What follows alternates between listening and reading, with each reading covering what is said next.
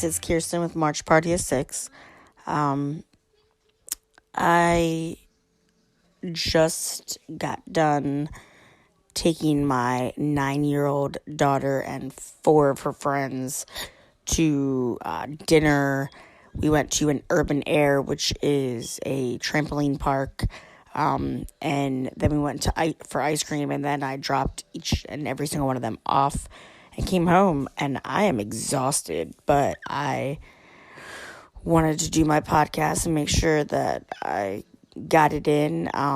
This week's been kind of hectic with life, but I really wanted to talk tonight about parenting and different styles of parenting and how parenting one way affects families, all around in different aspects.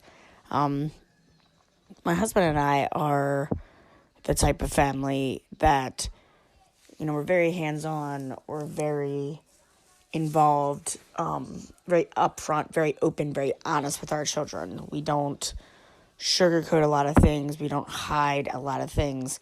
We don't bubble wrap them because we,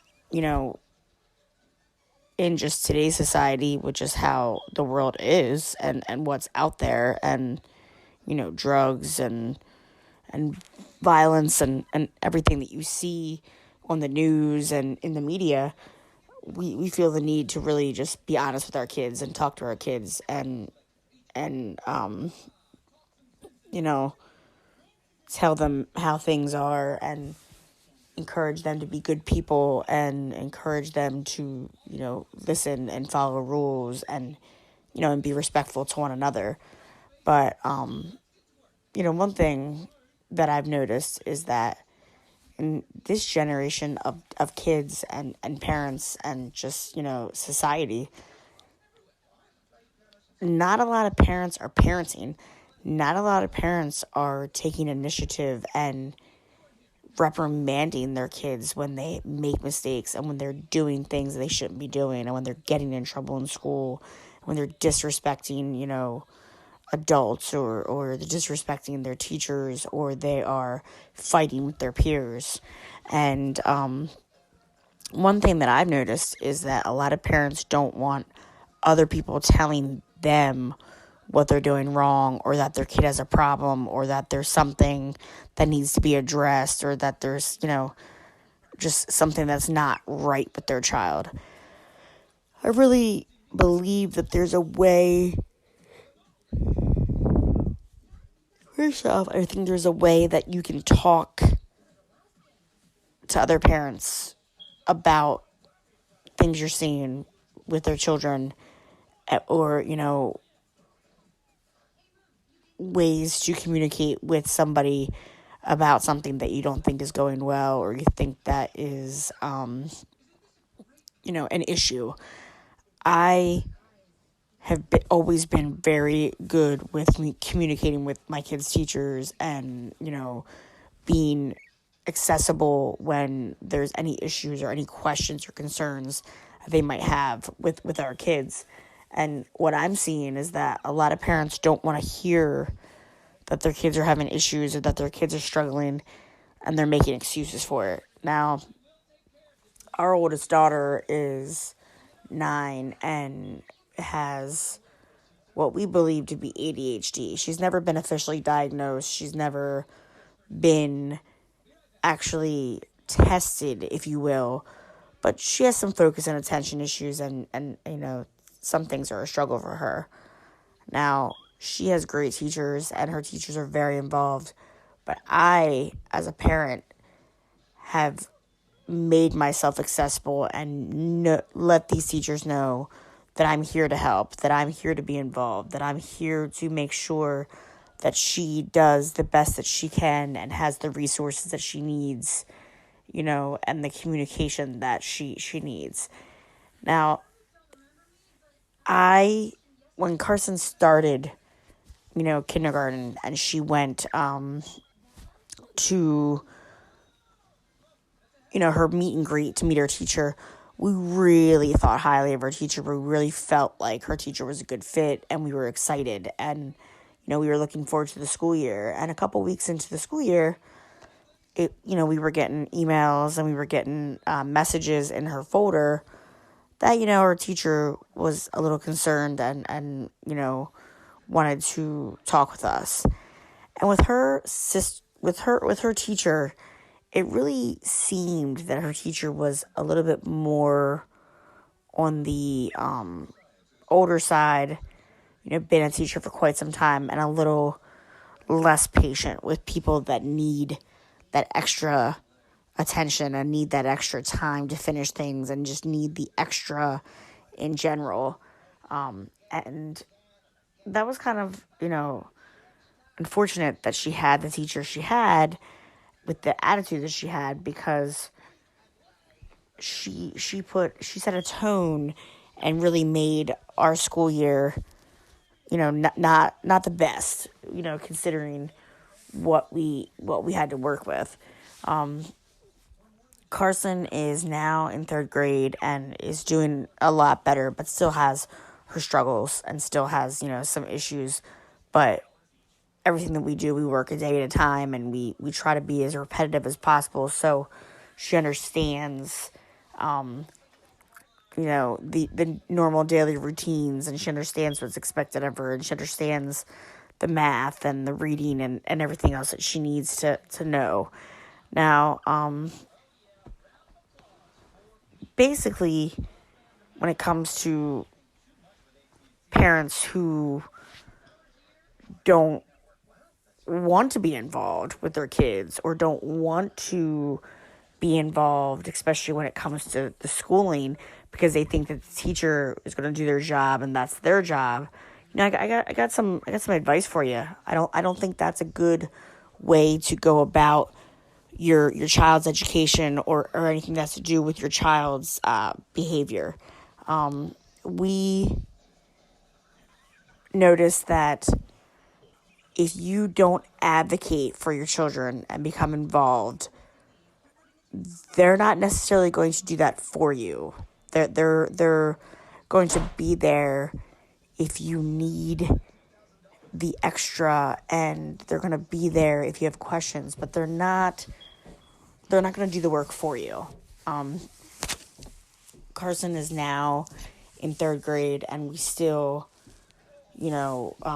communicate and have the meetings and the 504 and the plans to make sure that she's getting everything that she needs.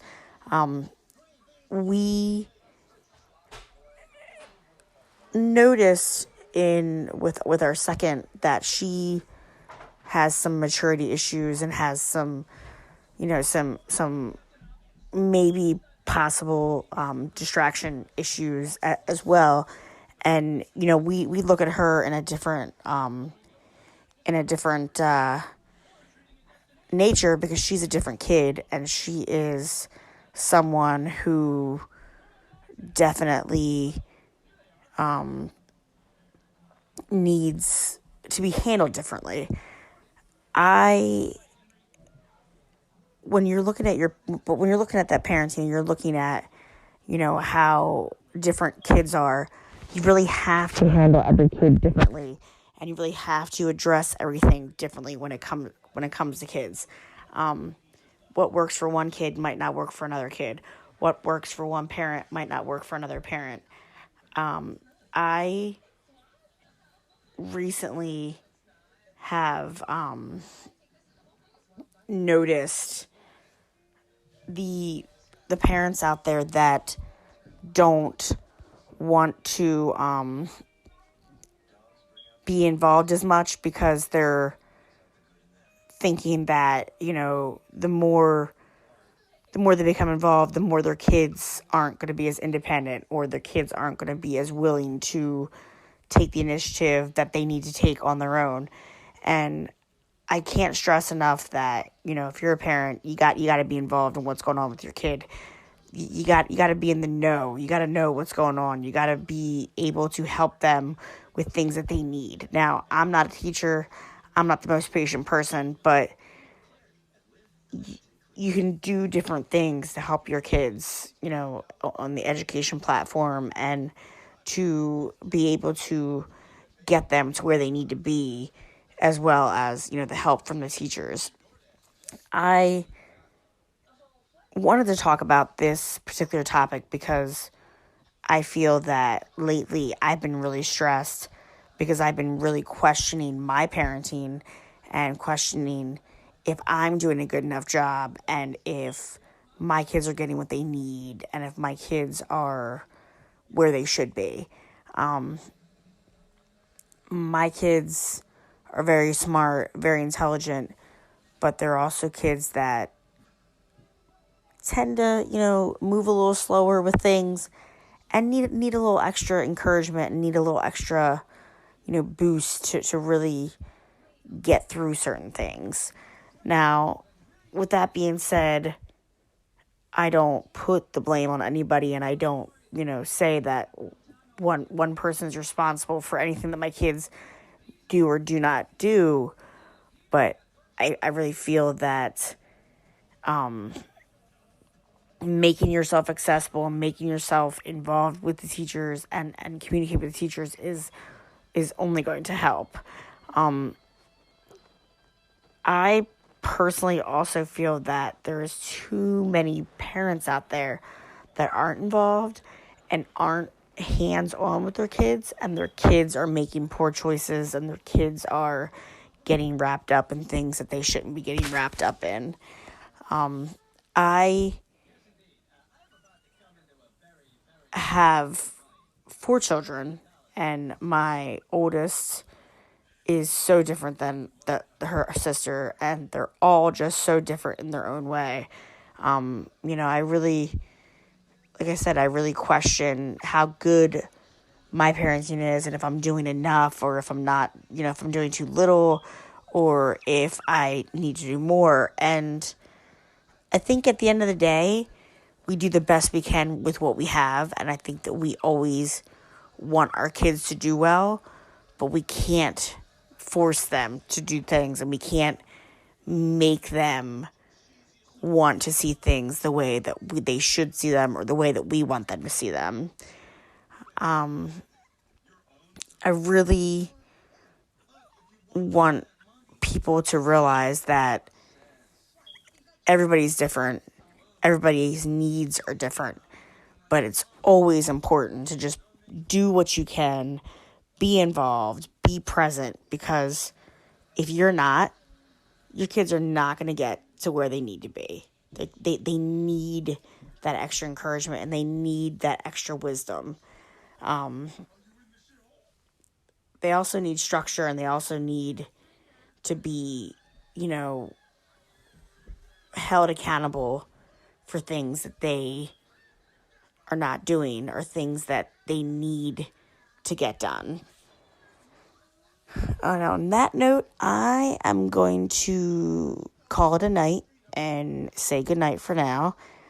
I hope that you tuned in and that you enjoyed this topic. I'm definitely going to touch more on it next week and also talk a little bit about the way different styles of parenting and the way parenting affects relationships between parents and relationships between kids, and where different parents stand with their views and their beliefs and how they raise their children, and how different parents get along based on the views that they have and based on what what style of parenting, like if they agree and if there's things that they have in common.